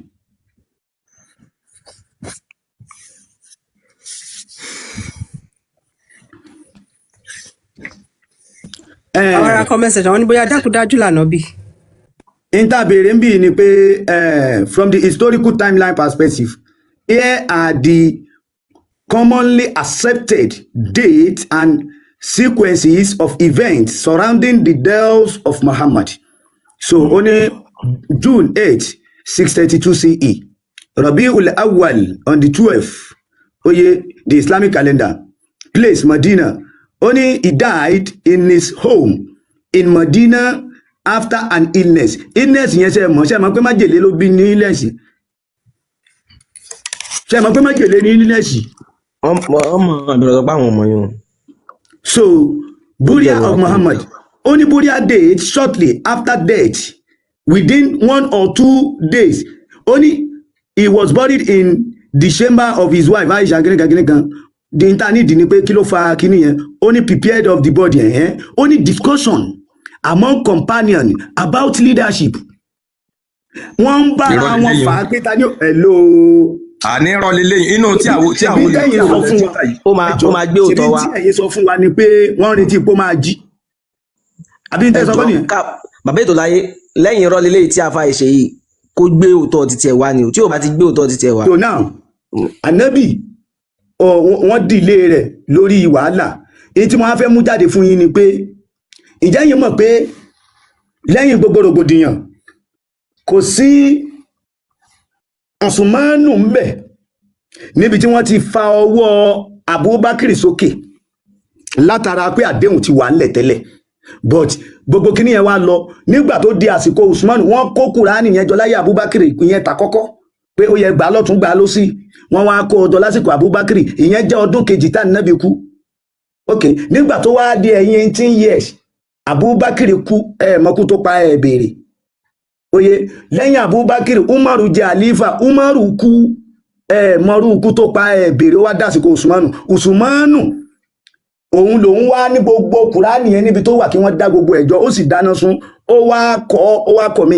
kíkọ̀ mí yẹn ló bí wàhálà tó dìde látọ̀dọ̀ Aisha tó jẹ́ Ummul Mu'minin pé ládùúrú wàhálà tọkọ mi ṣe ìwọ́sìdé ńjọ́ kan ó fẹ́ dáṣẹ́ ló jẹ́ kí wọ́n assassinate Usman yẹn ló jẹ́ kí ìsìlámù ó pín dàrọ̀ yìí pé kí ló dé tẹ́ ẹ pa ṣèbọn sọ pé kan náà ni wá ibẹ̀ ni ohun tó fà á nìyẹn tí Ali tó jẹ́ fọ́ khalifa tó fi gbé ìjálífà rẹ̀ lọ sí Iran Iraki títí dòní Iraki tiẹ̀ tó gbé àlífà lọ yẹn oye àìmọye ogun náà lòun náà fèsì kó tó di pọ́npa òun náà oye àwọn kan dòńdò pé àwọn fẹ́ gba èsì àwọn gbọ́dọ̀ gbẹ̀san ikú Usmanu àwọn kan lọ bẹ́ẹ̀ àwọn kan dúró sí Iraki wípé Ànábì ti sọ pé Ali ìyẹn Ali òun ni ẹ̀jẹ̀ Ànábì pé Ànábì lòun náà àwọn kan yẹn àwọn Ṣíà nìyẹn Islam wá pín bẹ́ẹ̀ káàkiri oye now àwọn kan tún wá dúró sọ́dọ̀ Aisha pé ọ̀dọ̀ Ummul Mu'minin náà làwọn dúró sí ìkan tún nìyẹn àwọn kan wá dúró sí pé ọ̀dọ̀ Fatima torí pé wọ́n pa Fatima náà ni pé àwọn Fatimiya wọ́n ń bẹ nínú ayétájẹ́dì hadith wọn títí dàárọ̀ yìí gbogbo wọn wá ní wọn ò gbà fúnra wọn kálukú ń wora wọn bíi kúkú ni títí dàárọ̀ yìí ìtàgbélẹ̀rọ ní gbogbo eléyìí ẹ má bínú ẹ má tí bínú bá parọ́ ẹ̀yin ó ṣàgbọ́dọ̀dọ̀ jáde ṣáfà ń lẹ́ni ṣáfà yẹn ń lẹ́ni. èmi ọkọjá kí n lẹ́yìn ẹ bá lẹ́yìn lọ́dọ̀ tèmi ló kù àníṣe ẹ̀ka ìnà ọ̀rọ̀ ní gbogbo eléyìí àgbélẹ̀rọ ní ibi tí gbogbo wọ́n fẹ́ mú jáde ibi tí mò ń lọ gangan ni mò ń bọ̀ mo fẹ́ padà síbi ìrun Friday yẹn mo fẹ́ padà síbi ìrun Friday yẹn ni so kí ni mo fẹ́ mú jáde ni pé lẹ́yìn tí ìwé irọ́ ní ìwé tẹ̀ ń ka yìí ṣé ànábì lọ́kọ̀ yìí àbí àdìsí Kùránì lè tẹ̀ ń ka yìí irọ́ ní gbogbo náà tẹ̀ ń pa ìtàn ọ̀rọ̀ lásán ìtàn àwọn ẹ̀sìn ní so gbogbo ẹni sùúrù báyìí bàbá ètò láyé ẹni sùúrù àwọn ọ̀tá ẹ̀sìn àwọn ni wọ́n kọ gbogbo ìtẹ̀ ń kọ́ ẹjọ mò ń bọ̀ ẹjọ mò ń bọ̀ èyí tí mo fẹ́ gbé jáde fún yín sí ni pé lẹ́yìn tí wọ́n kọ Kùránì di last compilation lásìkò Usman after 18 years oye ǹjẹ́ mọ iye ọdún tí wọ́n ṣẹ̀ṣẹ̀ kọ hadith ọdún mélòó ló wà láàrin Kùránì àti hadith àfà. mọ láyé ó dẹ̀ sọ pé òun mọ gbogbo nǹkan òun ò lè lẹ́yìn kó kàn sọ yẹn lásán kó dẹ̀ gbà ká dẹ̀ pàtẹ́wọ́ fún.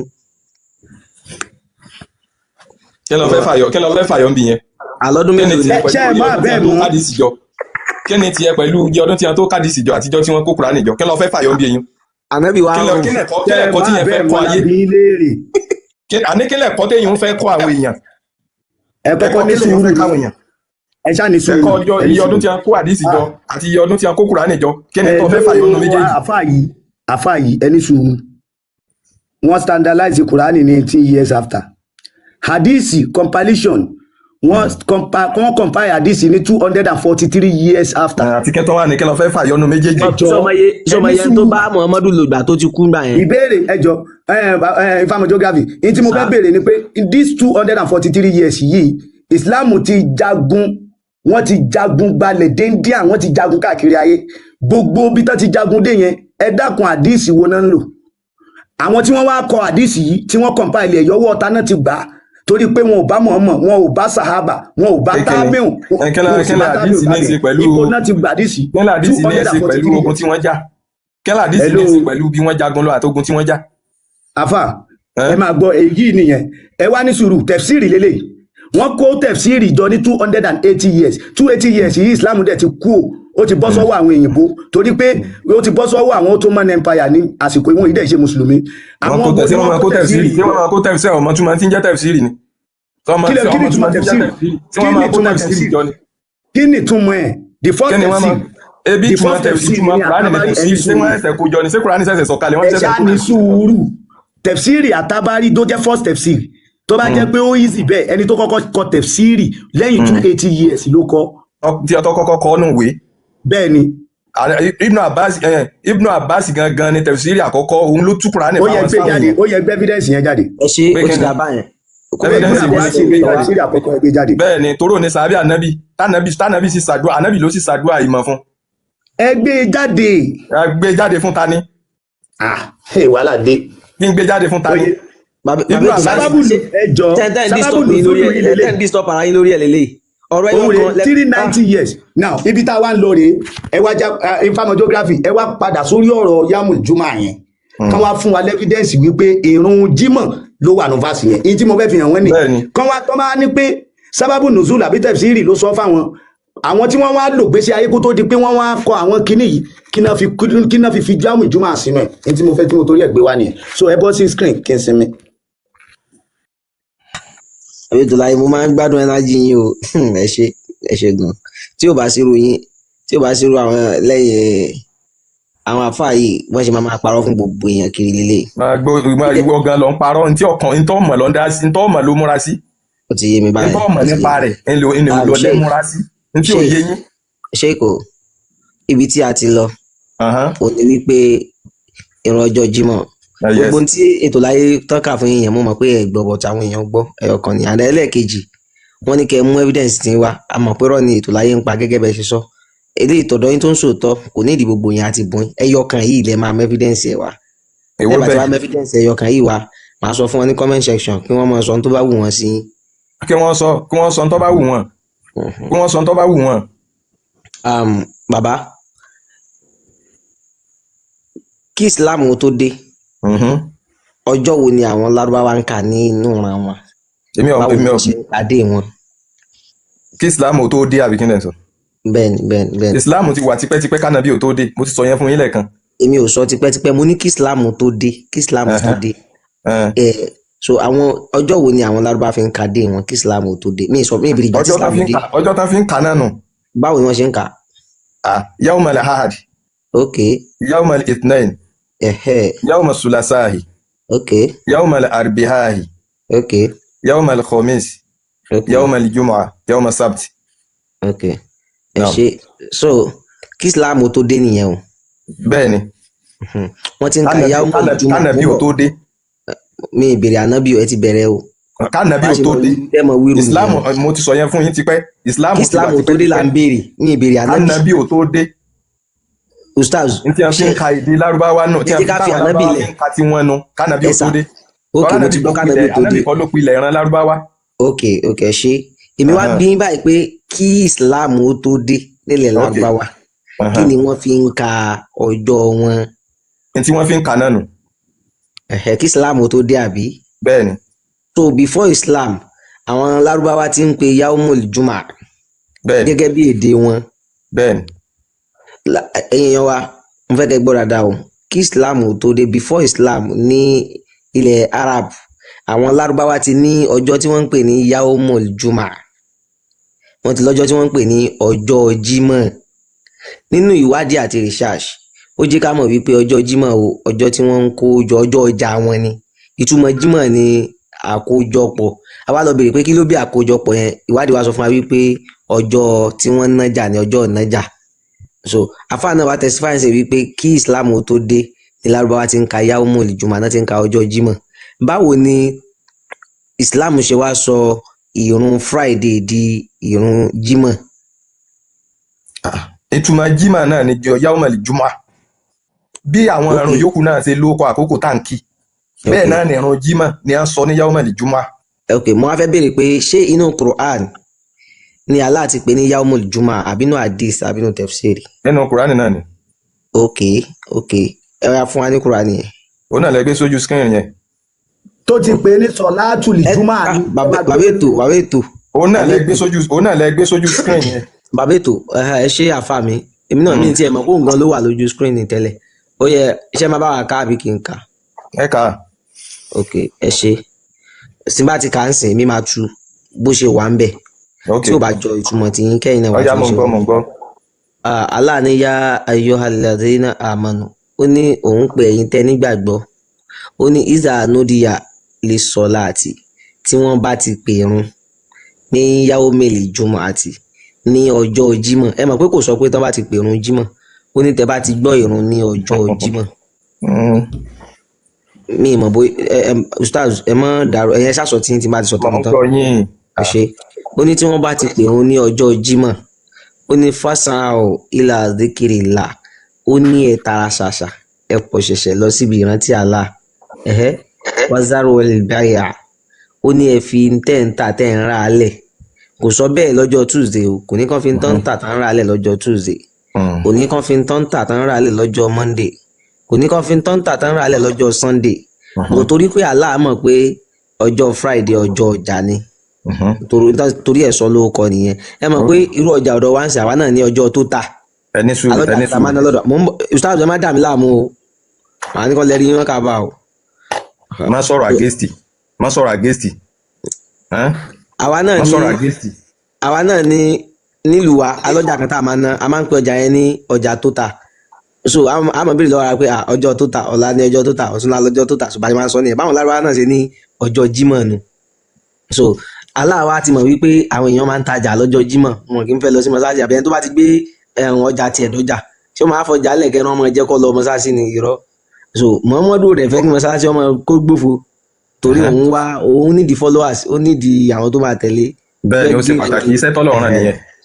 ẹ ṣe Muhammadu wá dé wọn síbi wípé wazaro bẹ́ẹ̀ ẹ̀fọ́jà tẹ̀ ń talẹ̀ zalikum khairun lakum ó ní kẹ́ ẹ̀fọ́jà tẹ̀ ń talẹ̀ yẹn ó lóore fún yín ju kẹ́ ẹ jókòó ń di ọjà yẹn lọ. Muhammadu ọmọ ọgbọ́n ó ní nkuntum ta'lamun tó bá yẹ pé ẹ mọ̀ ó máa sọ̀rọ̀ bí gíní.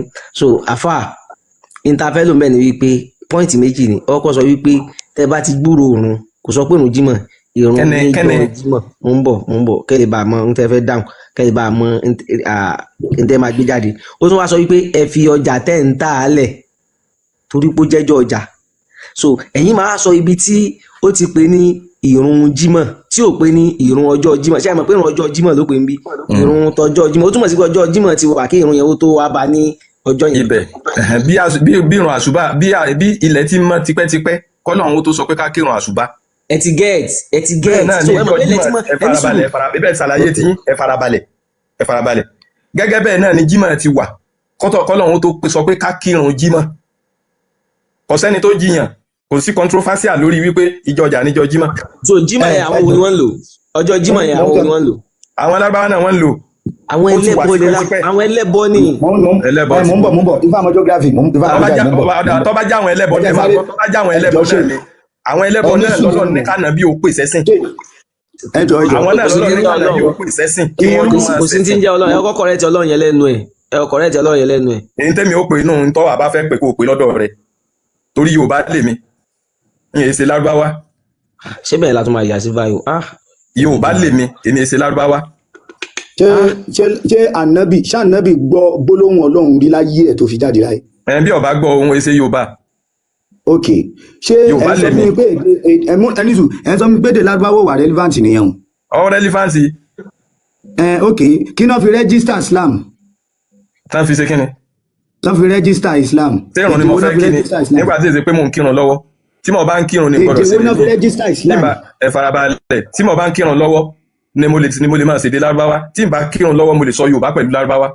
ẹ gbọ́ mi ẹ ní sùúrù ẹ gbé ẹ̀sìn what is the important thing nínú ẹ̀sìn òun náà ni asọ́láàt ìrun la fi mọ mùsùlùmí pé alágbájá tó ti ń kírun ẹ̀ mùsùlùmí ni nínú ìjẹ́ mùsùlùmí yẹn gbogbo aspect ìrun àti pèrún ni àti kọ́ everything èdè Lárúbáwá tẹ́ ẹ fi gbà á wá yẹn náà lè máa wí ń bẹ̀ fully ẹ ní ẹ bà láyé change Allahu sí Ọlọ́run lórí rẹ̀ oye ok in tó jẹ́ pé the body of the religion nígbà tẹ́ mọ̀ pé Allah lọ́lọ́run ẹ lè sọ pé Ọlọ́run akíbárù kẹ́lẹ́ fẹ́ fi pèrún láyé kò pọ̀ sí. nígbà mo fẹ́ pèrún nìyẹn ṣé mo ń pèrún lọ́wọ́ ni. ẹjọ́ ẹ lè sọ bẹ́ẹ̀ láíláí tó bá wá ẹjọ́ ẹni sùúrù ẹ̀yin fúnra ara yín ẹ wá tú la ilaha illallah kagbọ́ sí Yorùbá. la ilaha illallah kò sí ọba mi lẹ́yìn Ọlọ́run náà ni. ọba ibo ni mọ́líkù wà mẹ́ ibo ni kílíkì wà mẹ́. ọba mi tá à ń sọ ni pé kò sí Ọlọ́run mi lẹ́yìn Ọlọ́run Allah kò sí Ọlọ́run mi àfi kí ni lẹ́yìn Ọlọ́run Allah. lẹ́yìn Ọlọ́run Allah kọ́ lẹ́yìn Allah ni. ẹjọ ṣé ẹ mọ dókítà ṣé ẹ mọ dókítà. dókítà kí ni. dókítà Gbádébọ̀. wọ́n mọ̀ wọ́n.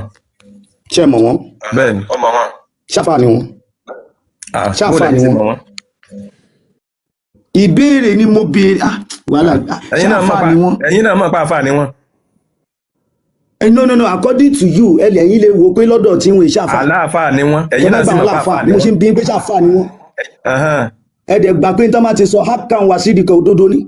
no òdodo ni àti bí tágbọ̀yé tí wọ́n bá lọ ní tí wọ́n bá sọ òdodo ni àti bí tágbọ̀yé tí wọ́n bá sí lọ. no kò sẹ́ni tí ò lè mọ̀ nǹkan jura wọn lọ gbogbo nǹkan kọ́ lẹ́nìkan lè mọ̀ tán ẹnìkan ò lè mọ̀ nǹkan tán. dókítà tí wọ́n wá lọ sí ẹni tí ò kó yẹn lè mọ̀ nǹkan méjì yẹn lọ. bàbá ètò láyé ẹ̀yin lè jẹ́ kí bọ̀bọ̀ ẹ̀ máa dà yín ẹ̀yin lè jẹ́ kí àfa yìí máa dà yín láàmú ẹ jẹ́ ká ṣe báyìí mo fẹ́ kẹ́ gbé fọ́ọ̀sì dọ́kítà.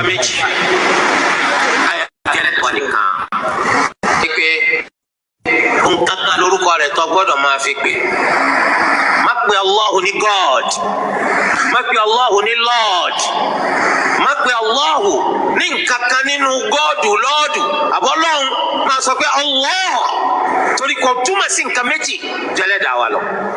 Gbogbo agbọ́dọ̀ torí yun wọ́n máa ń lò fún kàmí, wọ́n máa ń lo gọ́ọ̀dù fún kàmí, wọ́n máa ń lo lọ́ọ̀dù fún kàmí, wọ́n máa ń lo ọlọ́run fún kàmí, ṣùgbọ́n Allah wọ́n á lò fún kàmí rí àyàfi Allah. ọ̀rọ̀ tí wọ́n sọ yẹn ṣe gbà á lódodo àbí bẹ́ẹ̀ kọ́? bẹ́ẹ̀ kọ́ nínú torí àgbọ́yé pé tí wọ́n yẹn.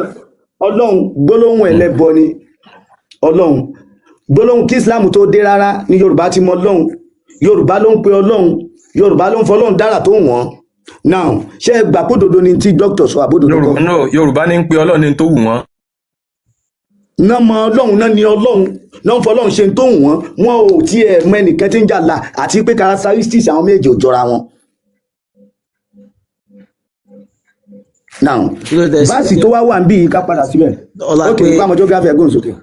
ẹ ṣe iṣẹ́ rí gbogbo conversation yóò ti pọ̀ ju ń tèmi, mi ò láìkẹ́. Hello. ṣé ń gbọ́ báyà sheikh? Mo ń gbọ́ yín. Barakallahu fik. My lord àwọn adájọ́ náà ń lò tẹ́lẹ́jọ́ máa sọ pé my lord. so ohun tí a fi lè lò fún Allah nìyẹn. no, a lè lo Ọlọ́run lọ́ọ̀dù yàtọ̀ sí Ọlọ́run. mo ti kúrò mẹ́rin tèmi, mo ti kúrò mẹ́rin. ẹ̀mọ̀kan tèmi fẹ́ ká sọ. ṣe rí bàbá ètò láyé wọ́n ti try pẹ̀lú yín, oríṣiríṣi evidence ni wọ́n gbé wá, ìkan náà tún ní lókè bọ̀ nítorí ẹ̀kẹ́ gbé evidence wa alikimba yín àti láwa ní là ń wò pẹ̀lú gbọ́n yín. ẹ ti kó bẹ́ẹ̀ ẹ máa lọ náà lèmi náà bá yín lọ. ẹ ṣe. Hello. bí ṣe àtúngbọ́n báyìí ni. mo ti ń gbọ́ yín báyìí. kí gangan ni kò tẹ́yìn lọ́rùn nínú tá à ń sọ lórí ètò wa bí. ìyáwó lè júmọ̀ àyè gangan. ṣé torí ìyáwó lè júmọ̀ àyè gangan. kí ni nǹkan tẹ́ fẹ́ fàyọ̀ ń bẹ̀ gangan níbi wípé ẹ̀sìn mi ẹ̀sìn mi rárá ó kàn máa ẹ̀sìn mi ẹ má da ẹfílẹ̀. ẹ jáde kí n àtẹ́ǹdì sí ẹ ṣáà nìṣó àfà ẹ mú sọ láti lè júmọ̀ àjáde ń bí báyìí tẹ́ǹkì níjọ́ Friday ẹ mú jáde. kí lẹ wí.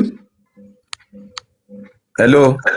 ẹ mú sọ láti lè júmọ̀ àti jáde nínú fásì yìí sẹ ìrun jímọ̀ ìrun ọjọ́ jímọ̀ kọ́ o ìrun jímọ̀ ẹ mú jáde nínú fásì yẹn.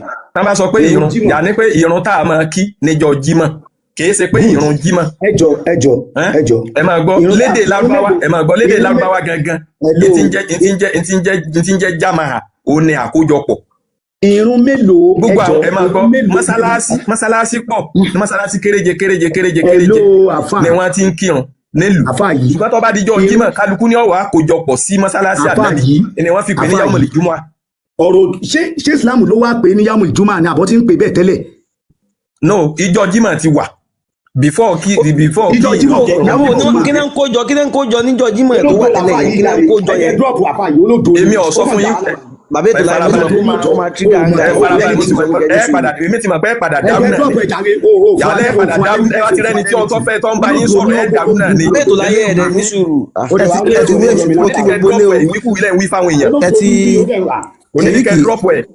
ṣe sùúrù mo kí gbogbo lé mo ń lísìn àtàárọ̀ mo kí yín bàbá Ifáwọn geography ètò láyé host àti gbogbo àwọn comment section. eléyìí ni ìwíkú ilẹ̀ ń wí fáwọn èèyàn.